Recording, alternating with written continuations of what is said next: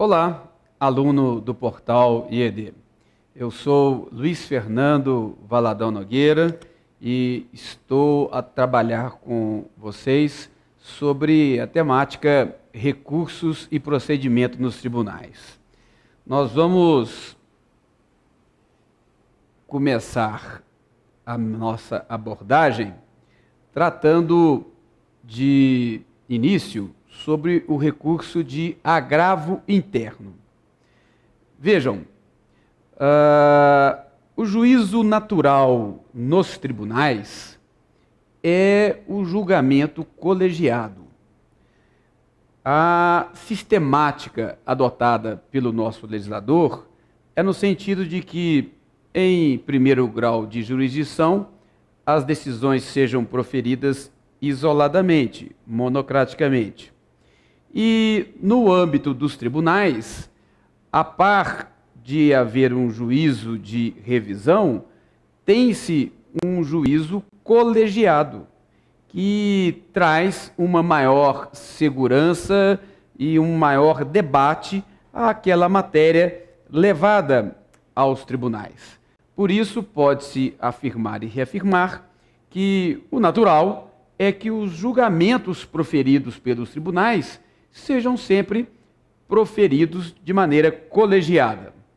Porém, nós temos uma série de situações em que o legislador optou por uma visão pragmática, por outorgar competência para as situações por ele visualizadas ao relator do recurso ou do procedimento de competência originária dos tribunais, para que ele, relator daquele feito, possa julgar, proferir atos judiciais monocraticamente.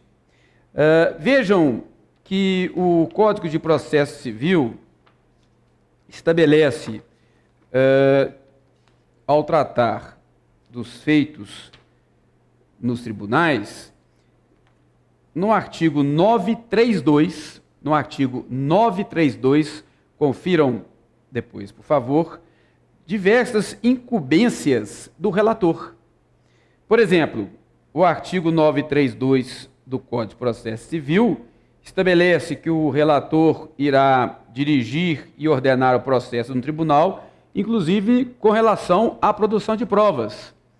O relator irá analisar pedidos de tutela provisória, o relator irá não conhecer, ele isoladamente, de recurso inadmissível, ou seja, recurso que não supera o juízo de admissibilidade.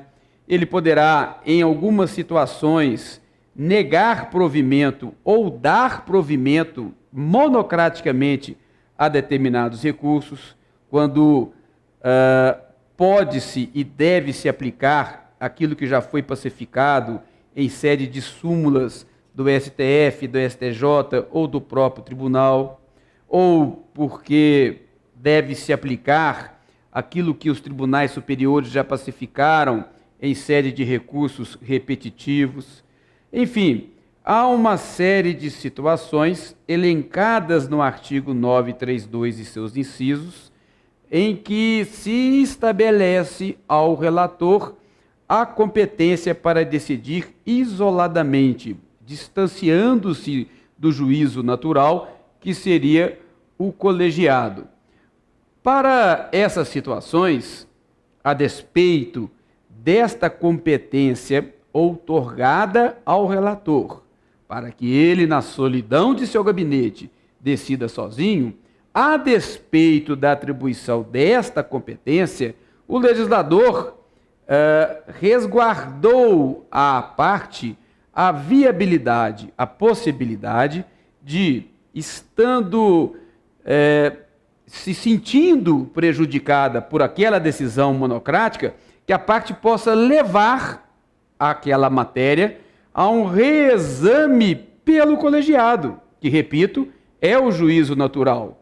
Então, há uma possibilidade pela qual a parte prejudicada por uma decisão monocrática proferida pelo relator. Decisão é essa proferida por autorização legal, prevista nos incisos do artigo 932 aqui já referido. Se a parte se sentir prejudicada por uma decisão deste naipe, ela pode levar a reexame pelo colegiado, repito, o juiz natural. Como fazê-lo? Através do nosso recurso de agravo interno. Então, sintetizando, o agravo interno é o recurso pelo qual a parte sucumbente, que sucumbiu por conta de uma decisão que lhe foi contrária, proferida pelo relator monocraticamente, é a forma pela qual ela pode levar aquela decisão monocrática a um reexame pelo colegiado. Qual colegiado? Aquele que, a rigor, deteria a competência para julgar o recurso ou aquele procedimento de competência originária dos tribunais. Vejam que o artigo 1021 do Código de Processo Civil, ele, diferentemente do que acontecia no Código de 73, ele ampliou, ele generalizou, ele disse de forma aberta que contra a decisão do relator, digo eu, qualquer uma que seja, desde que resolva uma questão, a decisão do relator poderá sempre ser atacada pelo agravo interno. No Código de 73, existiam algumas previsões específicas e para aquelas situações é que caberia agravo interno. Então, no Código de 73, por exemplo, apenas aqui para ilustrar, não havia cabimento de agravo interno contra a decisão do relator de um agravo de instrumento que concedera ou negara efeito suspensivo ou antecipação da tutela recursal. Por exemplo, para aquelas situações não havia cabimento de agravo interno. No Código atual, a ideia foi ampliação, foi de ampliar, de maneira que sempre que o relator puder exercitar e efetivamente exercitar essa sua competência, será resguardado à parte sucumbente o direito de levar aquela decisão monocrática a um reexame pelo juízo natural, que é o colegiado quando se trata de tribunais. Então, esse o nosso recurso agravo interno, que é o mecanismo pelo qual se leva uma decisão monocrática a reexame pelo colegiado. Evidentemente que, como é próprio de todo e qualquer recurso, o agravo interno ensejará ao colegiado a anulação ou mesmo a reforma da decisão agravada, que é aquela proferida monocraticamente pelo relator. Visto isso, vamos conferir alguns pressupostos de admissibilidade do agravo interno. A começar pela tempestividade. Vejam, e eu aqui anotei, o artigo 1003, parágrafo 5º, ele traduz, estabelece a regra geral de prazo. E nesta regra geral está o recurso de agravo interno, cujo prazo é de 15 dias. O parágrafo 3º do artigo 1003 diz que, excetuados os embargos de declaração, o prazo para interpor os recursos e para respondê-los é de 15 dias. Nessa regra geral está o agravo interno. Um detalhe, e que nós anotamos, é o artigo 1070. O que acontece? Isso está lá nas disposições finais e transitórias. O que acontece? O agravo interno, muitas vezes chamado de agravo regimental, ele tinha previsão nos regimentos internos, que algumas vezes iam além do que estabelecia o Código de Processo Civil.